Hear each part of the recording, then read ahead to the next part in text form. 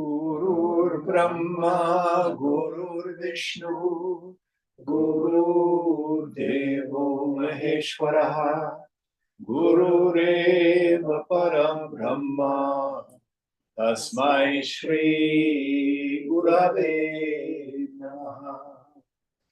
Chinmayam Vyapyat Sarvam Trilokyam Sacharacharam Tatpadam Darshitam Yena Tasmai Shri Gurave Namaha.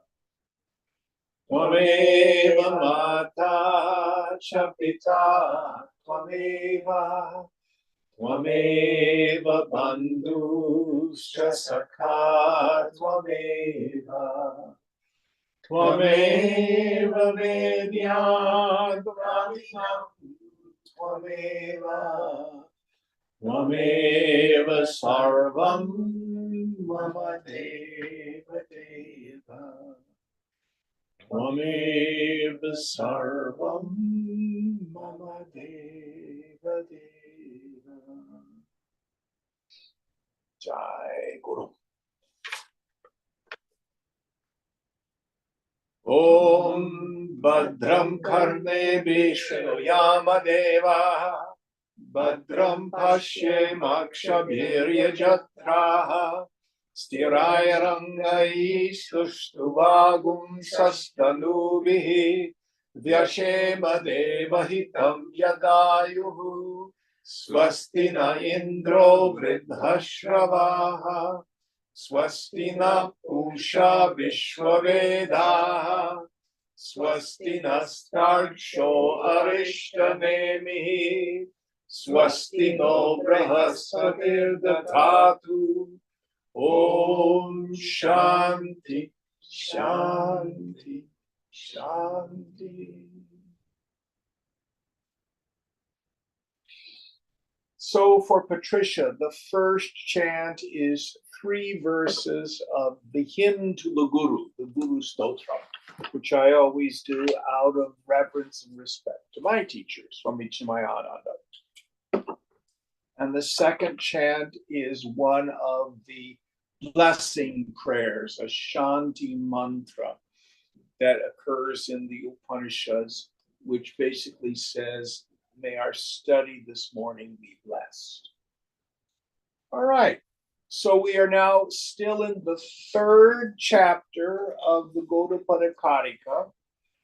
And Mark, do you have marked what verse we're on? We're on verse 5. Verse 5, chapter 3, Advaita Prakarana, the non-dual chapter. Michael, you want to check?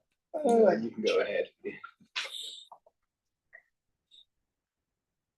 यथैकस्मिन् घटाकाशे रजो धूमादिभिर्युते न सर्वे सन् प्रयुज्यन्ते तद्वज्जीवा सुखादिभिः.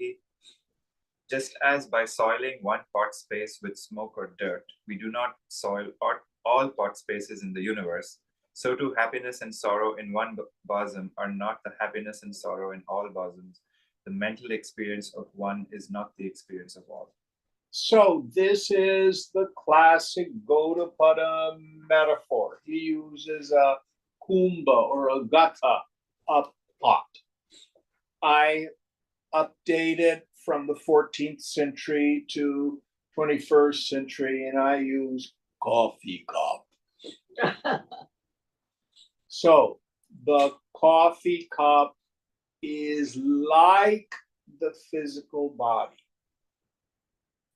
The coffee in the cup is like the subtle body.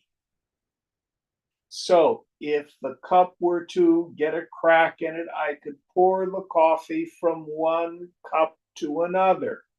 That's reincarnation. It actually works better if it's tea with a tea bag. Good. Because the tea is like the subtle body. Listen carefully. The tea bag is like the causal body, our vasanas. So you go in the kitchen. Michael, did you make yourself tea this morning? Yeah. Did you use what, herb tea? Chai. Chai, okay. And you found it, so there was a little bag inside there. Mhm. Oh, didn't that little bag taste well? Yep. And if you just saw the little bag, you'd have no idea what flavor tea it was. Do you see that? Causal body. That's like our bundle of vasanas. Put it in the hot water and it becomes tea. Our vasanas then explode and sprout. It's feeling, thought, impression, impulses, and sensory perception ultimately. But that's the subtle body that goes from one cup to another. But yourself is like the space in the cup. So go to Pada's example. If you've got a pot and you put a lamp in the bottom of the pot and the pot fills with smoke, another pot doesn't get soiled. So Michael, do you have a teacup over there? Yeah. You do. So you've got chai in your teacup? Yeah. I have coffee in my teacup. You've got a water glass, right? Yes. And you've just got water in it? Yeah. Okay. So the coffee, the tea, the water are all different. The coffee in my teacup does not affect the tea in Michael's teacup.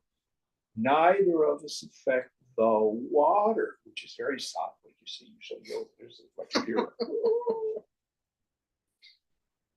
But the self is like the space in the cup.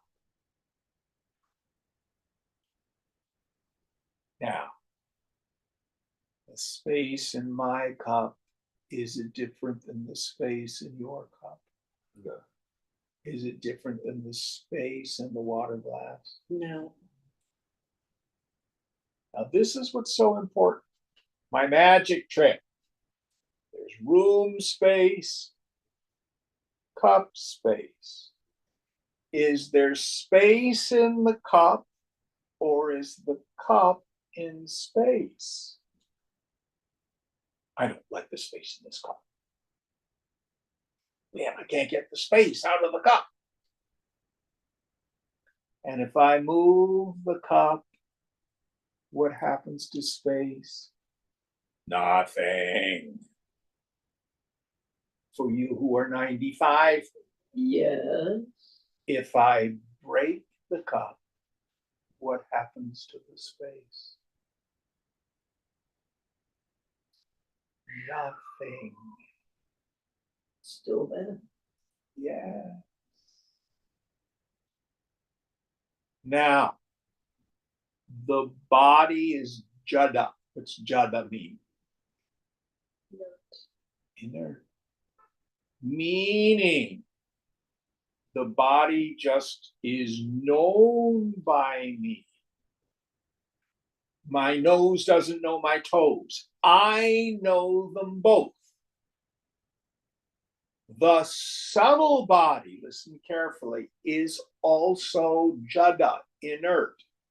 One feeling doesn't know another feeling. One thought doesn't know a memory. I know the thought. I know the memory. I know the sense perception. I is sentient. It has bhava, being.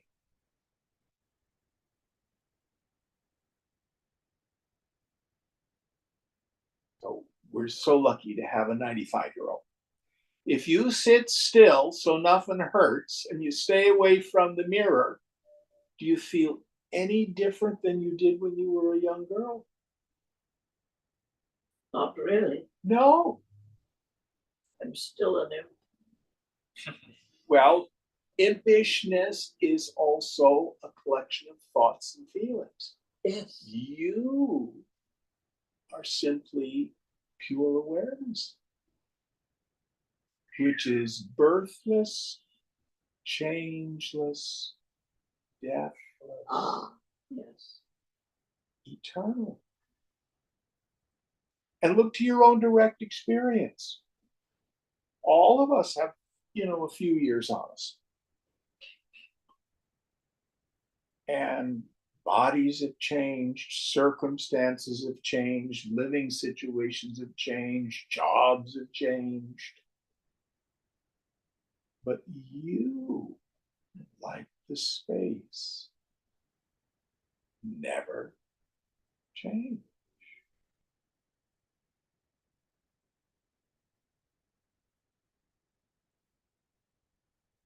So Gaudapada has this wonderful term, Chid Akasha, the space of pure awareness.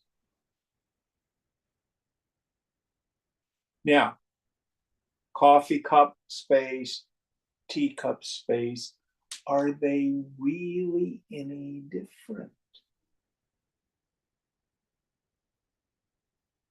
They are not dividable.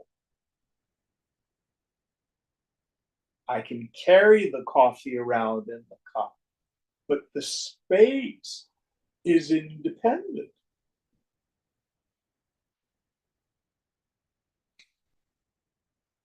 You go nowhere. You never change.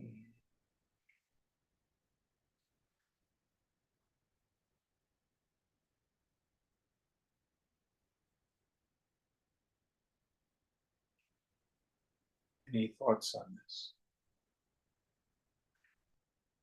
Jim, I'm forgetting the practice of like me as Soundarya is like there, since I was 1 and now when I'm 37. But it's still the ego or the person that's there. Like, what was the practice to? Is it? Tell me about your ego. What does it look like? Go look at it. Yeah, just thoughts. See, listen carefully. Listen carefully. One of the terms we have for the ego sense is chaya. What does chaya mean? Shadow. Shadow. So, just like a shadow only appears when light is obscured, the ego only appears. Consciousness, pure awareness shines through the subtle intellect, lights up that sense of agency. Then the intellect, the mind, the senses, the body, etc. In the subtle intellect, there's an assumed self. I'm Soundarya or Jim. I have this quality or that quality. Just like Patricia said, oh, I'm impish. Impish is a quality of mind. It's a quality of behavior. It's actually qualities of the body and the mind, not the self. Now, what we do, this is Ramana Maharshi's great practice. Turn the mind's attentive faculty inward. Go looking for Soundarya. Go looking for this ego. And what you find is it's like shining a light on a shadow. What happens when you shine the light on the shadow? Goes away. Or doesn't exist. It doesn't exist. You know the old Bugs Bunny cartoons where there's a shadow and they jump down the hole of the shadow, or they pick up the shadow and move it around. You ever seen those Bugs Bunny cartoons? Yeah, that's not how a shadow is. It's not a thing. Now, don't believe me.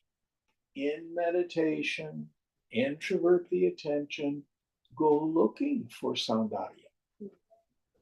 And you can't find her. because she's not an entity.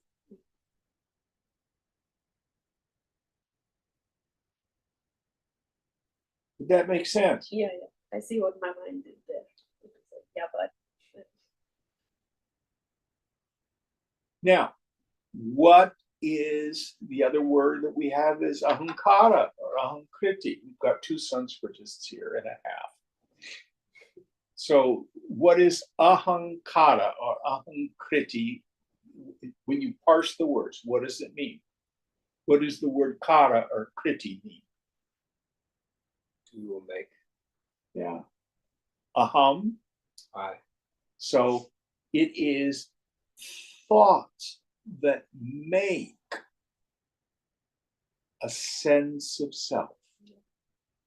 The word ego is ego. It's Latin, isn't it? I think so. Yeah, it means I am. But the word in Sanskrit is much clearer. It's not aham. It's ahamkara. So it's a kind of thinking that makes an idea of self. Now, it's not just, oh, I'm a piece of blah, blah, blah.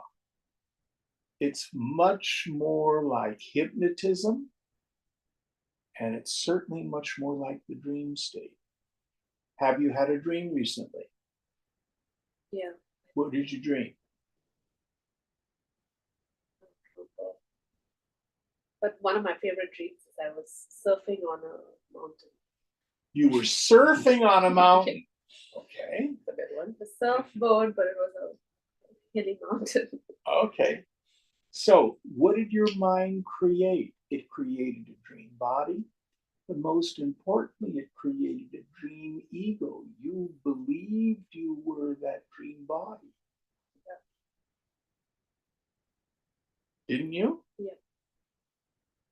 And were you a good mountain surfer? Yeah, I was kind of wrong, which just doesn't happen when I surf. Yeah. Wasn't real. It was something the mind created. Soundarya in the waking state is no different. Made her up.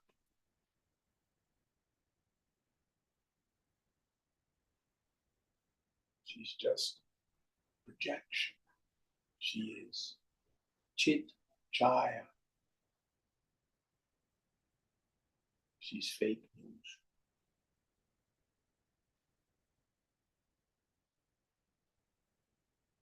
But the mind is incredibly powerful in its capacity to do that. It's not evil, by the way. This is one of the Lord's manifestations.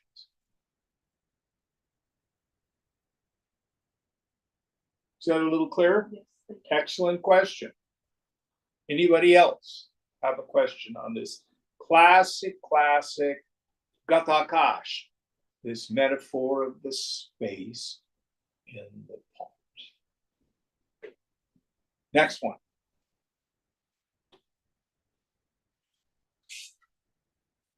रूपकार्य समाख्याश्च विद्यन्ते तत्र तत्र वै आकाशस्य न भेदोऽस्ति तद्वज्जीवेषु निर्णयः. In form, function, and name, though there can be difference here and there, yet there is no difference at all in space, which is one without a second. So also in the same definite conclusion with regard to the jivas. Okay.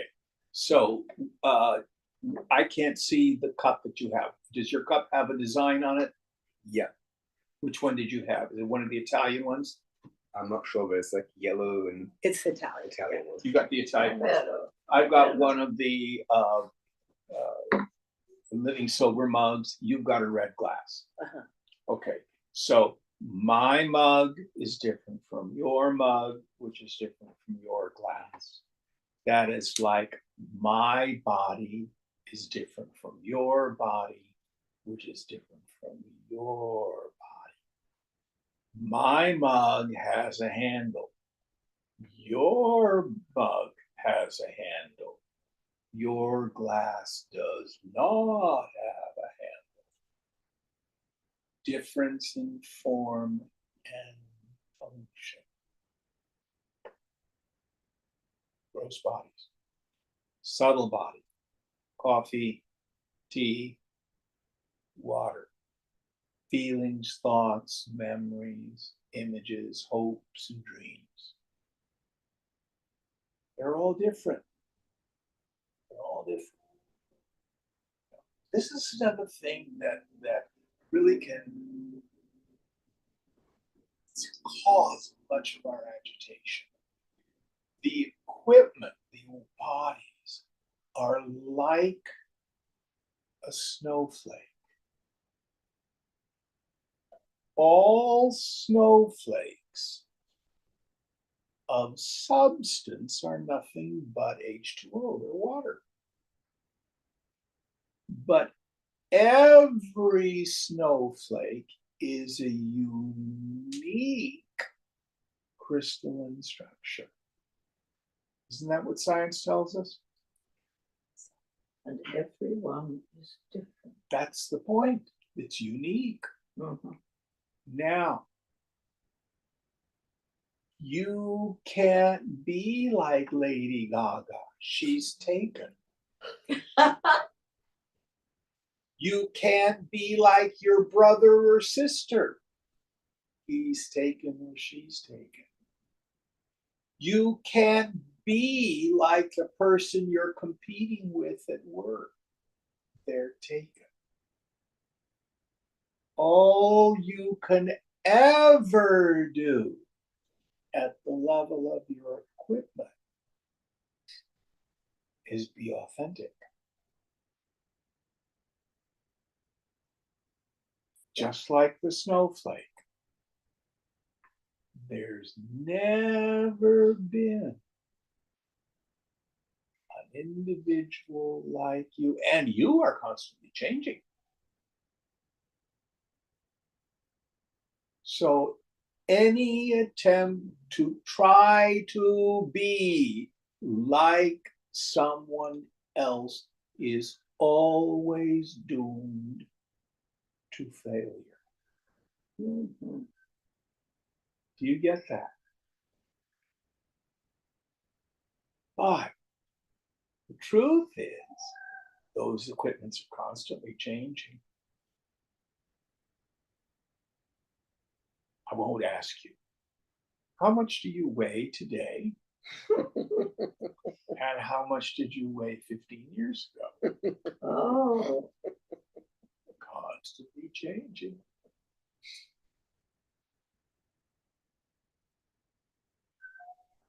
You youngsters, you're about ready to pass through that 15 minutes of life where you're at your peak. Before that, oh, I'm not muscular enough, or and all of a sudden, yeah, and then whoops, now you're on the downhill slide. Hair's getting thinner, waistline's getting fatter, body parts are sagging. mhm. Does this sound familiar? Yes. You get about 15 minutes. That's it. That's it. Constantly changing. Constantly changing. But the space of consciousness never changes. We have a story in Yoga Vasishtha about a fellow who builds a house. Why? Because he wants to protect space. That's you and me. Oh, I'm all upset because my 401k lost money. Oh, I'm all upset because property values are going down. Oh, I'm all upset because my restaurant closed. Oh, I'm all upset because this has changed. We're not really concerned about protecting the teacup. We're concerned about thinking we need to protect self, the space. So this fellow, his house falls down. And he doesn't grieve the loss of his house, he grieves the loss of space. Then he digs a hole to protect space. And of course, the hole caves in. He doesn't grieve the loss of the hole, he grieves the loss of space. But space has gone nowhere.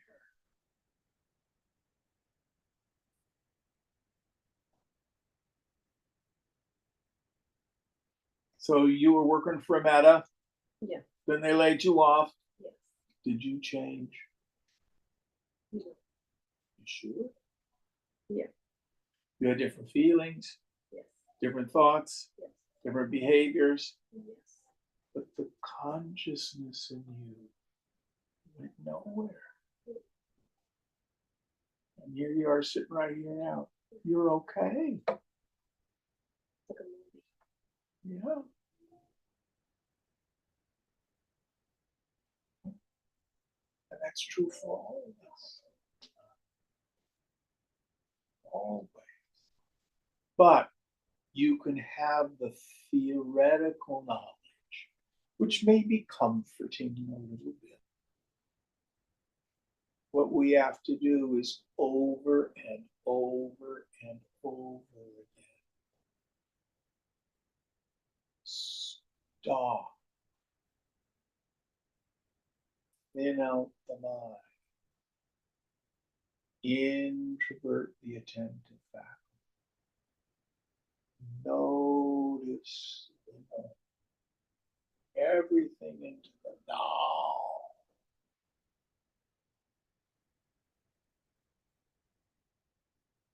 See whether or not you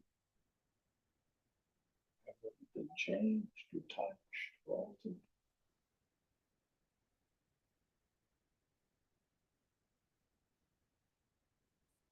Next verse. Sorry, Jim. Wait, go ahead. So in that, this is why, like, you can say, you can't compare sorrow or like sadness. Like somebody's sadness is not greater or lesser than anyone's sadness. It's just sadness, and you can empathize with it all because it's just space sadness. Well, you have no idea what everybody else is feeling. That's what you know for sure. So there's no point in comparing it. If sadness arises in you, you have sadness. What is sadness? Let's inquire. Let's investigate. What is sadness? Who has an insight? Seems like it starts with a thought, and then it seems like it goes to sort of a body sensation It can. connected to it. But why am I sad? Didn't get what you wanted. Yeah. I had the deeply rooted belief that a person, place, thing, or situation was going to make it better. I really believed that. And I didn't get it. That's true for everybody. Yes. Some sorrows in my life have been deeper than others. I just heard last night that an acquaintance I knew, I liked it. A fellow by the name of Dean passed away 2 months ago. I did not know. Well, it's too bad. But it's not the same as when my father died. Mm-mm. But why are some griefs deeper than others? Depends on how much I believed that was going to make me happy, or I was attached to it being there, and how profound or significant the loss was.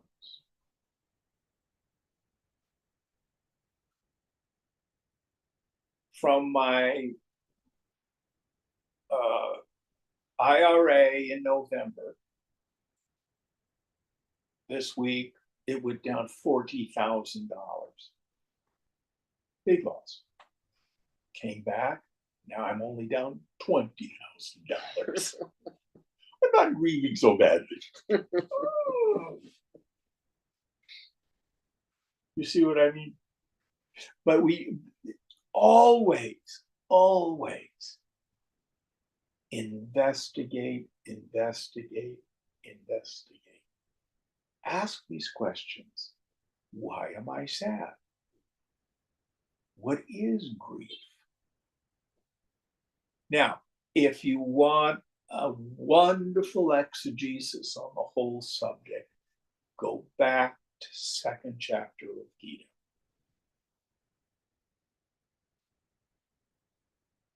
Over and over and over again, Krishna investigates. Why is it we grieve?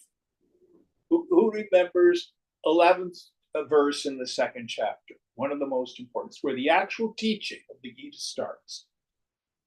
Is that the one where he says, you grieve for who you should not grieve, neither the living nor the dead? You grieve for whom you should not grieve, though you speak words of wisdom, meaning all what you've said is rational. The wise grieve neither for the living nor the dead. Well, why not? That doesn't make any effing sense. And then Krishna breaks it down. Breaks it down. Of course, the first idea that he looks at is impermanence. Bodies are born, they live, and they die. Why grieve over the inevitable? I tell people at almost 77, how did Clinton put it? I have more yesterdays than tomorrow. But Patricia, I bet, I know I'm not putting ideas into your head, but I bet when you get north of 90, you never know what's going to happen. Nope. So I woke up today, I'm above ground, and no Yes. body parts fell off. So, blessed be the day. Am I wrong? And what I sort of suddenly realized was when you're a child, oh, I'm 5.5 today. Well, when you get into your 90s, I'm 95.75. It's the same thing. Yeah. But the end of life is really close Oh, it's a lot closer. at 95 than it is at 25. Yes. Doesn't mean people don't die at 25, but the mind holds it differently. Why grieve over the inevitable? Then he goes on to say, yeah, well, if that idea doesn't work for you, just as a person casts off worn out clothes, so the embodied soul, that subtle body we were talking about, casts off bodies and takes up new ones. Yes. Don't worry about it. Then finally he said, well, actually, what is sentient, what has bhava, it's all in the 16th verse. Only bhava, being, the self, is real. Everything else is illusory. And that is nityam, eternal. Should you agree? It's a wonderful section. It is recommended when a relative dies that you read second chapter of Gita. That's what the tradition suggests. That's what they suggest.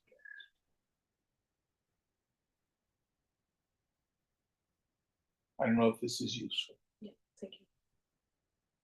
All right, next verse.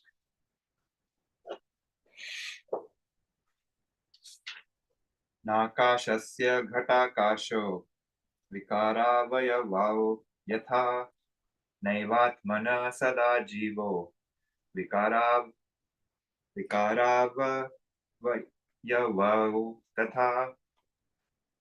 The space in a pot is neither an evolved effect nor a part of the all-pervading space.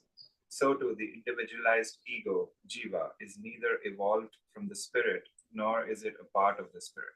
So here, Gaudapada is striking at some of our misconceptions. I'm Jim. I'm on a spiritual journey. I'm going somewhere. In time, in this lifetime or another lifetime, I, Jim, will be closer to God, or I might even merge with God. Does that sound nice? Gaudapada says, no.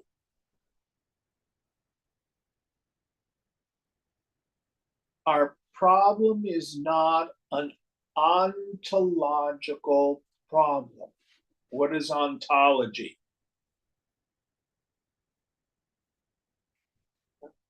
Alexa, define ontology. Ontology is usually defined as the branch of metaphysics that studies the nature of existence or being as such. For more, ask me to give you more Alexa, definition. stop. So an ontological problem is there's something wrong with my being. I'm this wimpy little individual and I need to be fixed. I need to get to God.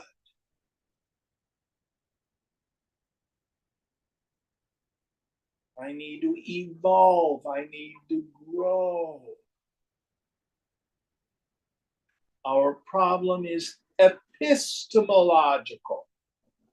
What is epistemology? Study of knowledge. Knowing. How we know. So, my favorite story to illustrate this is Tarzan. So, in the various forms of the story, Tarzan in the jungle as an infant with his parents die. He is then raised by a troop of apes. He's a funny looking ape. Have you ever seen chimpanzees with alopecia? Without, Alopecia with no hair. ah, They're weird looking. yes, They look very human. I bet. Point is, Tarzan grows up and he thinks he's an ape.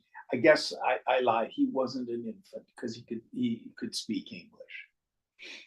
So he must have been younger or a little older than that. But anyway, he's swinging through the trees, and all that kind of stuff. And then an explorer comes and he shows him, you are not an ape. And then there's one movie called Greystoke, the story of Tarzan. There's this thing where the camera shifts from all the various animals in the jungle. And the explorer goes, animal, animal, animal, animal. Then points to himself and says, man. And points to Tarzan and says, man. Tarzan has a realization. What he thought he was not. Ontologically, he had no change. He did not grow an opposing thumb and all the hair fell off his body. Nothing about his being changed, but his knowledge of what he was changed profoundly. Today, starting this evening, is the first day of Passover. Who knows the story of Passover? We've got a Jew among us. Tell us the story of Passover. The slaves escaped Egypt and wandered the desert. And that's kind of the extent. Oh yeah, the slaves left Egypt and wandered the desert. Who took them? The Egyptians. No. They didn't take them. Who Oh, led the Moses. Israelites out of Egypt? Moses. Who? Moses. And what's the story of Moses? I don't actually know. Ah, He was a Jew, he was a Hebrew, and he was put in the basket in the river and found by an Egyptian princess. yeah, And he was and raised he in- was put in the basket because Pharaoh was going to kill all the babies. That's right, yes. So he's put in the basket. And if you watch the movie, he's wrapped up in a blanket that was made by Israelites. Ah. So Pharaoh's daughter finds the baby in the basket. And actually, the name Moses is an Egyptian name. Mm. Tutmosis, Oh, wow. the Moses at the end is Yeah. Egyptian. So he's raised as a prince of Egypt. But then he discovers that he's not an Egyptian. He's an Israelite. And everything changes. He had no ontological change. His skin color didn't change. His hair texture didn't change. His physiognomy did not change at all. What changed? His idea of who he was.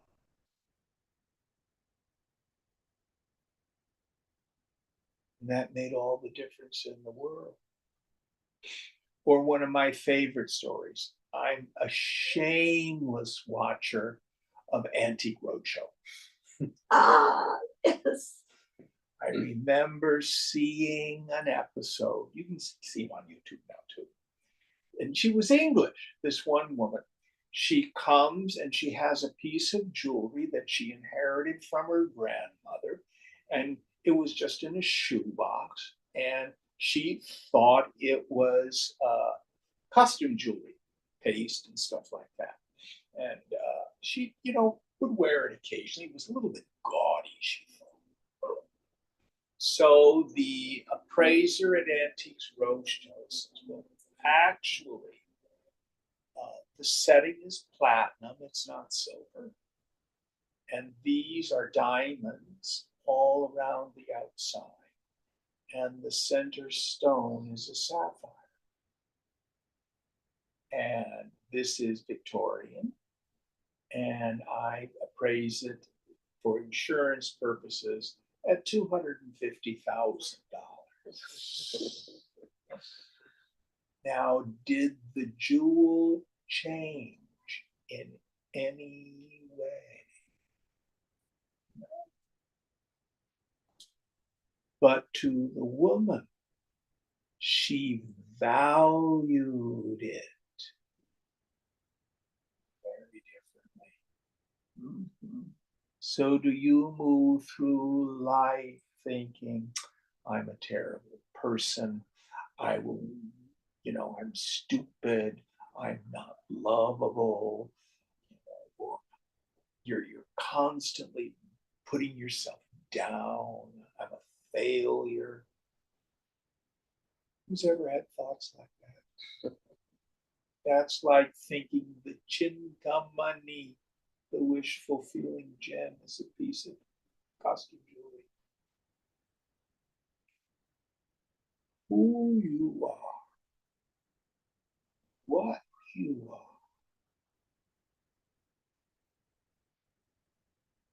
Chidananda. Your form is bliss consciousness. I don't become it. My problem is just like the woman with the jewel. I didn't know it. Just like Tarzan, he didn't know he was a man. Just like Moses, he didn't know he was an Israelite.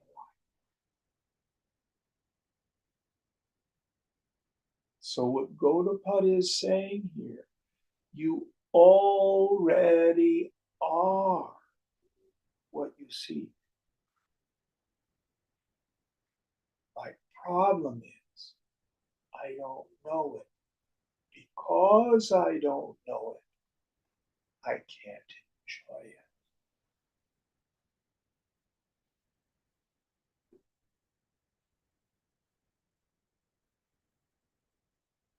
Person is in line at the food bank, ready to get food because he's broke. He lives under a tree, has no money. And he does not know that his uncle, who was a multimillionaire, died and left him $10 million. There he is in the line at the food bank. He is a millionaire, but he does not know it.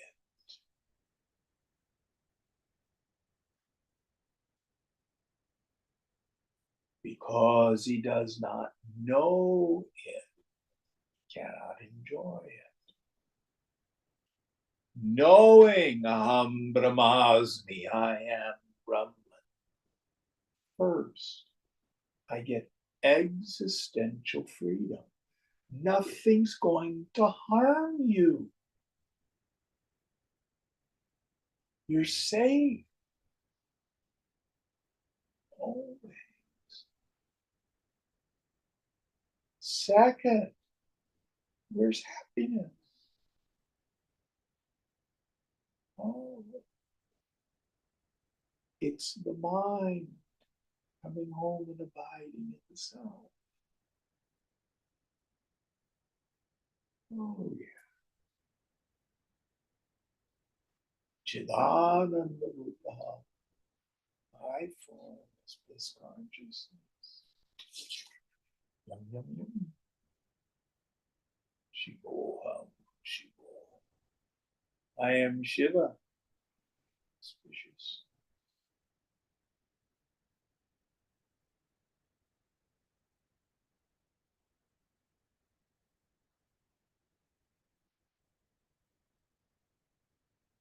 We don't become it. We don't achieve it. We don't attain it. We don't merge with it. We don't evolve into it. We realize this pratyabhignana, this deep recognition. Why? What's always already there. Just didn't know it. Because I didn't know it, I acted like a fool. Looking for love in all the wrong places. Looking for love in too many faces. That's all the songs say. What we've been doing.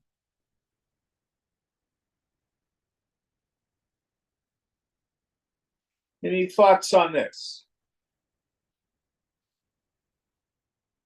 The cup space does not evolve into the room space. The pot space does not merge into the room space.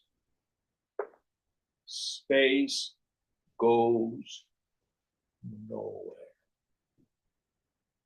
But in that analogy, wouldn't you say the cup space, I guess, transforms the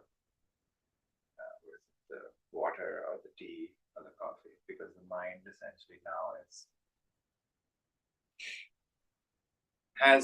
I wouldn't changed. necessarily, the space has done that, but Michael and I have polluted water. Coffee is nothing more than water plus coffee. Yeah. Michael has tea, which is nothing but water plus tea. Who are you? Wendy. That's water. Tamas, Rajas, Sattva. When you have clear water in the glass, the fact that the space in the glass is nothing but space is more evident. That's the best I can do with the metaphor. Is that helpful? Right.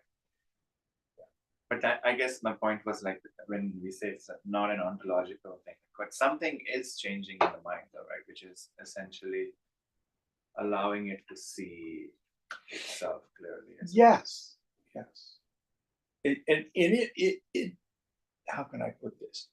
The mind in itself does not know the self, but it can reflect on the fact that it's direct experience. Again, words fall short. So I have two worldly examples. Rub your hands together. The instrument for hand rubbing is hands. Now we're going to perform another process called reflection. When you rubbed your hands together, was it motion or stasis? Motion. Was it warm or cool? Warm. This process is reflection. With your mind, rub your hands together. No. Hands are the instrument for hand rubbing. Eye is the instrument for eyeing. But the mind can reflect on that direct experience.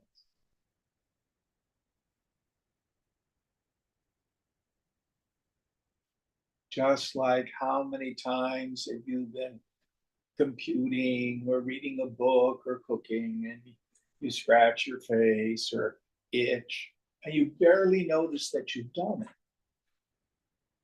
because you have not reflected on it. Antithetically, have you ever sat in meditation and all of a sudden you have an itch on your cheek? Scratch that itch. The whole world becomes the itch on your cheek. Who's had that experience? Finding, I can't help it. You ever done that? Glad I'm not the only one. All because of the attentive faculty of the mind. Yeah. Does that make it clear? And again, words fall short. Yeah.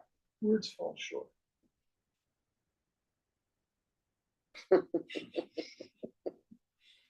Next verse. Yatha bhavati balanam gaganam malinam malaihi तथा भवत्य बुद्धानां आत्मा pi malino malaihi. Just as the sky appears to the ignorant children to be soiled by dirt, similarly the Atman also is regarded by the ignorant as molested by impurities. Yes. So, if there's a dust storm and we see, oh, the sky is now dirty. There's been fires up in Merced or someplace. But the space has gone nowhere. When the wind comes and blows the pollution away, air gets polluted, but not space, the sky. Likewise, when the equipment goes through its various permutations, young, old, fat, skinny, healthy, ill, and most importantly, when the mind gets soiled, I'm unhappy, I'm depressed, I'm angry, I'm greedy, I'm fearful, all these kleshas.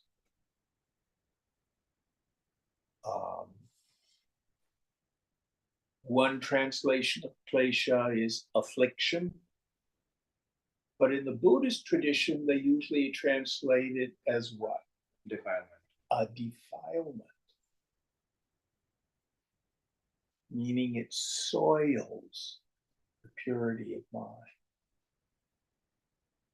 But no matter what klesha arises,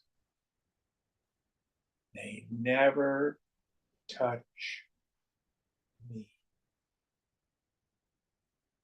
Now, there's a practice that's implied in all this. Swamiji used to say the way to heal the mind is to get out of the mind.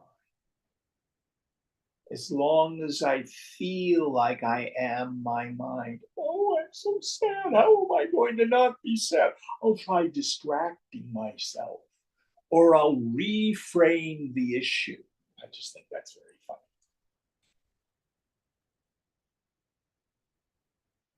I didn't really get fired. I just have a neurotic boss. I didn't get laid off. The economy changed. Anyone of you ever done that one? I didn't really go broke with my restaurant. It was COVID. We reframe the issue so it doesn't sting quite so badly. All that are just various attempts to protect ego. But if we want to really drop the klesha, the defilement, get out. We take on what we call sakshi bhav, the attitude of the witness. Watch the klesha come up and go by. You experience it and let it go.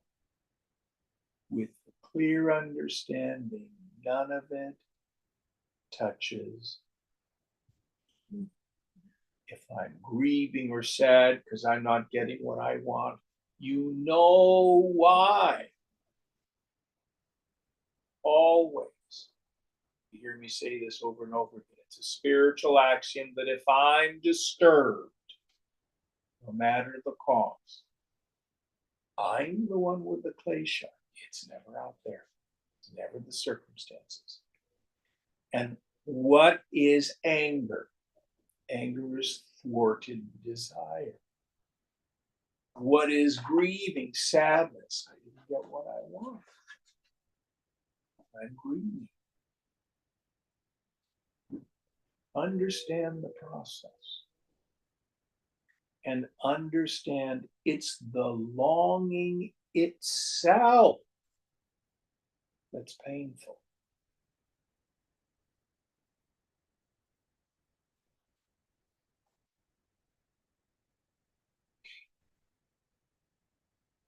Any thoughts on this? All right, next one.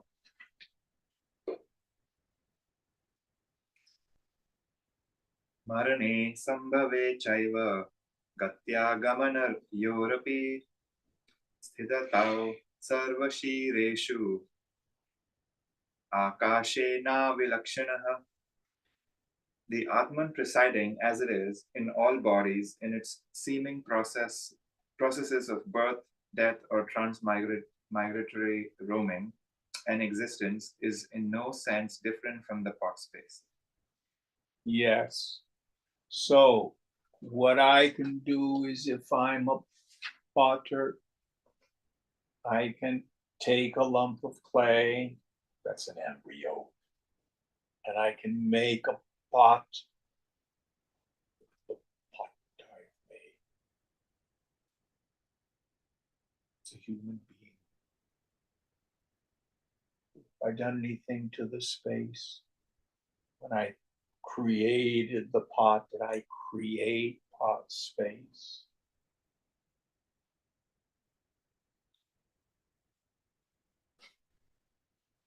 Pot space goes through its various uses. I can put water in it, I can plant flowers in it. And at some point, I'm going to drop the pot. It's going to crack and break. and nothing happens to the space.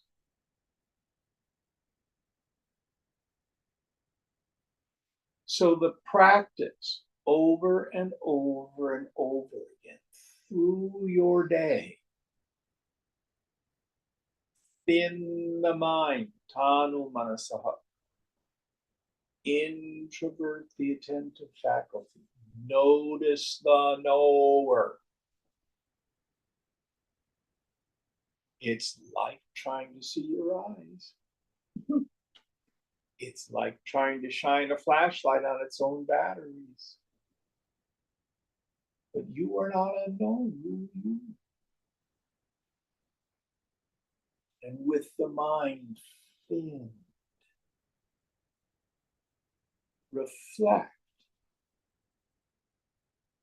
on the direct experience of yourself. Just listen to the traffic for a moment.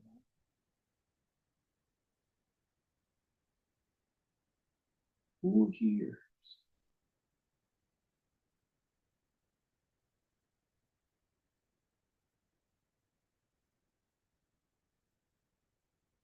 You see, there's nothing there. No thing. Yet it occurs in awareness.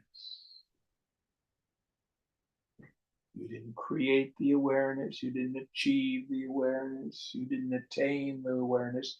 You didn't become the awareness. You didn't evolve into the awareness. That awareness is always there. You were just so busy with the world, you didn't notice it. That's all. Once you notice,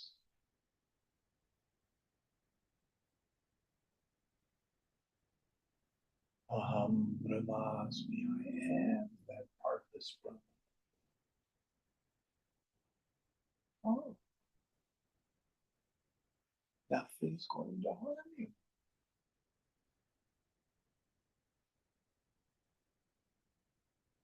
But you have to keep checking out yourself until you're convinced.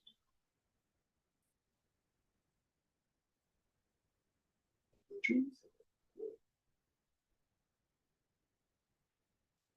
And the mind is powerful. Have any of you known someone who's anorexic?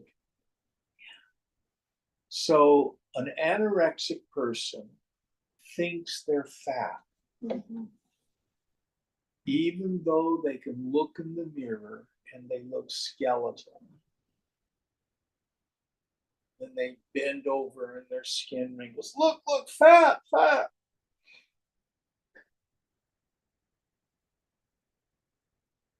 They have a profound dysmorphia. Their perception of their body is way wrong.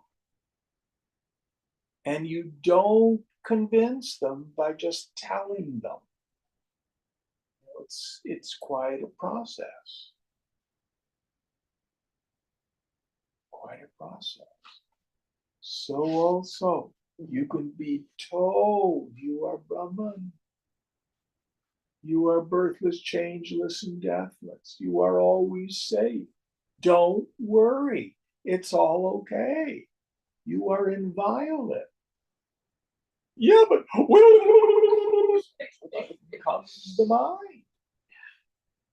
It's just like someone with anorexia. It's an excellent metaphor.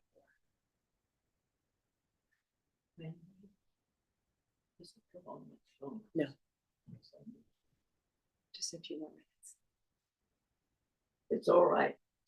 The bladder is getting chatty. I understand. Over 70. Sure.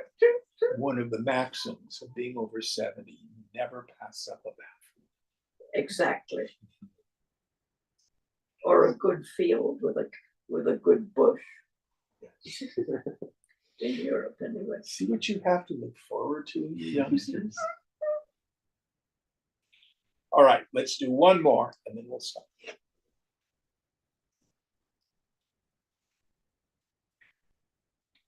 Sandhata swapnavat sarve atmamaya visarjitaha adhikye sarvasamyeva nopapatterhi vidyate.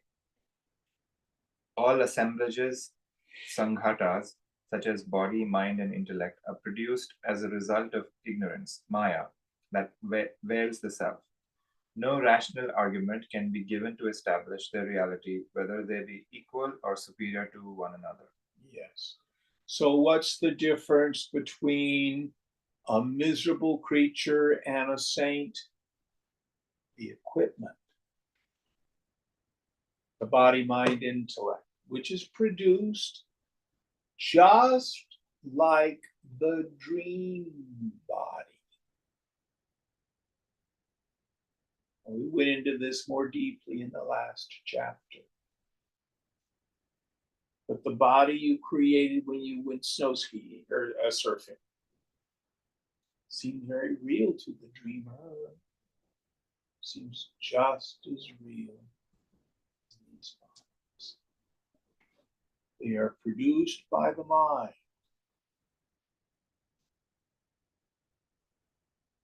Produced by the mind as the fruit of spiritual ignorance.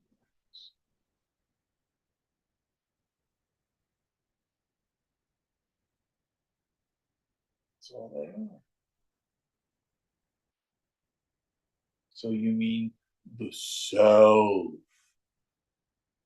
Some politician I hate is the same as the self of Ramana Maharshi. Yes. Now, very important point. When we begin the spiritual path, we become a mumukshu. Who can tell me what a mumukshu is? The seeker of liberation. Yeah. Who is it or what is it who wants to get liberated? Evil. And once we start to get what I call rooted in our knowledge of the self, then you look out on this assemblage, this body, mind, and we give up the compulsion to try to make it this, that, or the other thing. If it's supposed to be a great Mahatma and a world teacher, that's God's problem. If it's supposed to be a mother and a housewife, that's God's problem.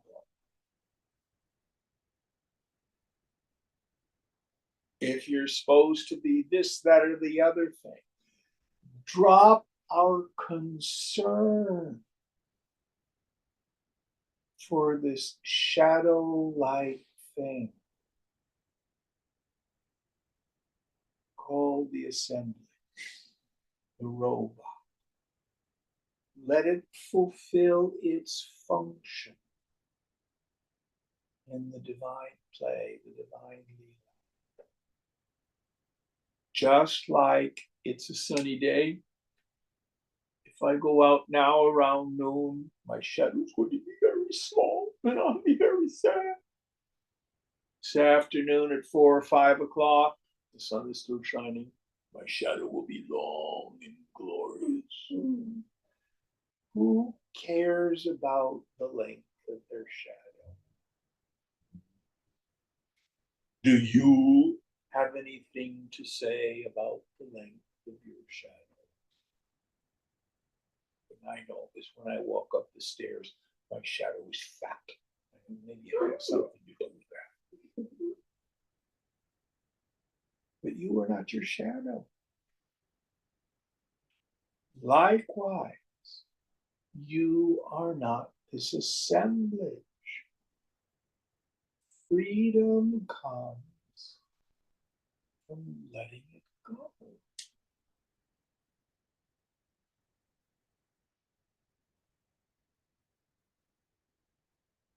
Don't try to be a Mahatma. It's very burdensome.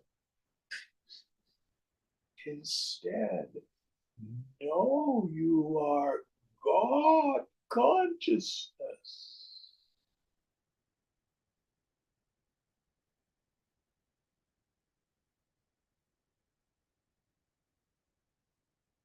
And there's nothing to do, nowhere to go, nothing to be achieved. Let the body, mind, intellect do its thing. It's God of the karma. This is freedom. Okay, we'll quit here. What verse are we on for next week? Verse 11. Om Purnamada Purnamidam Purnat Purnamudachyate Purnasya Purnamadhaya Purnameva Vashishyate. Om Shanti Shanti Shanti. Hari Om Shri Guru Pyo Namaha. Hari Om.